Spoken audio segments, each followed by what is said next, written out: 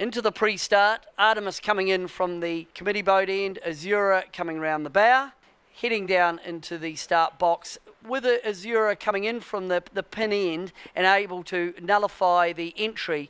That would have meant the afterguards would have picked up that the windward end of the line, the committee boat end, was closer to the top mark. Off the line, Artemis took advantage of that. Immediately they got into phase with the wind and they just extended all the way up the first beat. Artemis leading at the first mark comfortably, and they come in, tack set at the top mark.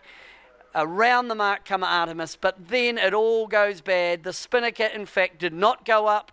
They broke the spinnaker pole in the water. The spinnaker went under the boat. Artemis had to retire. That really gifted the race to Azura, who came round 38 seconds behind. But then all they had to do was sail around the course by themselves to take out, which in the context of getting to the semi-finals, a valuable win. So Azura take this one, but Artemis were looking so good up that first windward beat. They did a beautiful, beautiful first beat, but it wasn't their day. Azura win that one from Artemis, and that will be a valuable point for Azura.